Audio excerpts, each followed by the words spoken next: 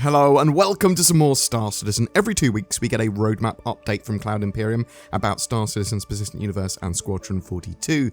This time it looked at changes on the progress tracker mainly. Well, actually it's entirely just the progress tracker that was updated here. No updates to the release view. The release view has appeared to remain the same, so no features being added or removed there in the patches that we know about for the rest of 2021, though that will change in the future for sure. But the progress tracker, that tracks work and tasks that don't necessarily have confirmed dates for release. We don't know where those features are going to land yet. We can just see that them working on them, and we can see when they're going to be wrapping up work or when work's planned to be done on them, that sort of stuff. But we don't necessarily know what patch they're going to be in. There were some features that were added to the progress tracker. AI off-duty activities. Sleeping.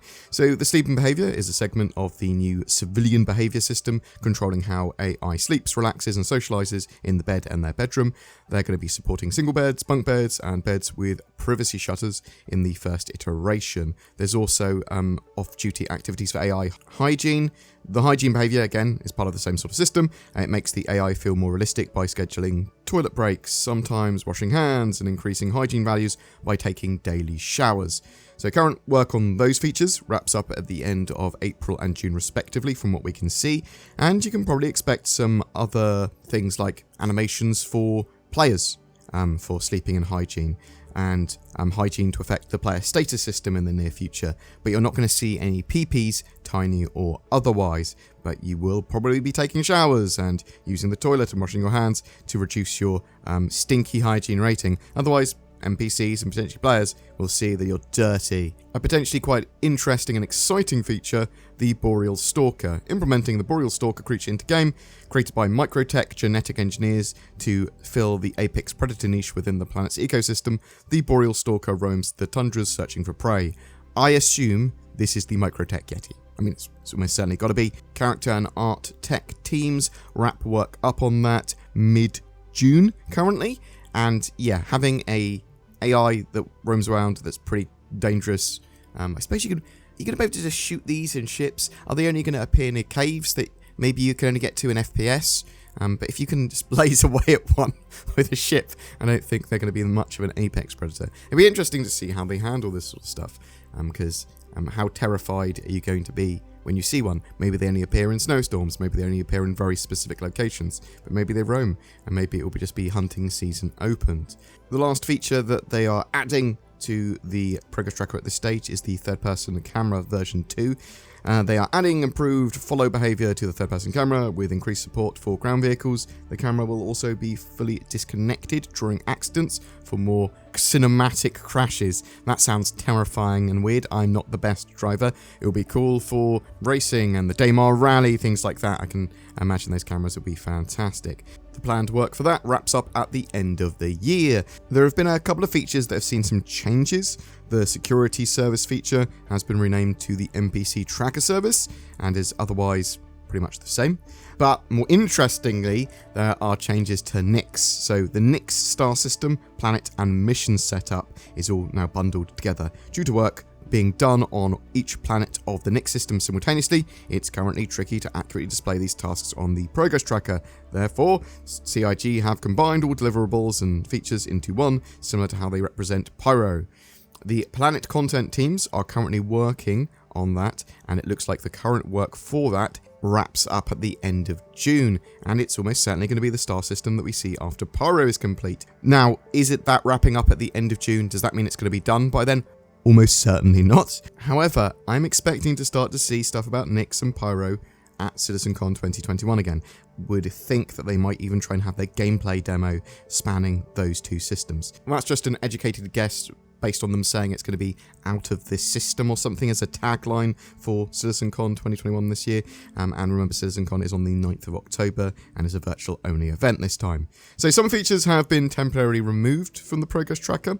The option screen rework, which I was hoping we'd get with the Gen 12 renderer and Vulkan updates. So I am still hoping that we get the Gen 12 renderer and Vulkan ASAP, and that will hopefully appear on the release view in a very firm way in the next couple of months, but we'll have to wait and see.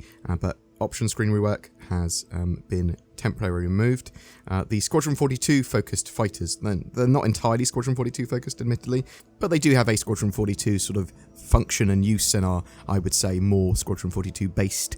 You've got the Anvil F8 Lightning here, the F7A Mark 1 Gold Standard for the Hornet, and the Mark II Gold Standard, so effectively two separate versions of that F7A. More annoyingly for me, though, I think, is that the RSI Polaris has also been removed from the progress tracker currently. Now, just because these things have been removed does not necessarily mean that they've been massively pushed back or anything. In fact, this could just be a reprioritization thing, that we could see a couple of these actually pushed forward on the schedule rather than back. I think a lot of people want to see the Polaris, and I was hoping that it would actually be in our hands flyable by the middle of 2022, but we're going to have to wait and see. As Cloud Imperium have said, there are planning meetings that finish later this month and will determine where these features will land on the schedule then.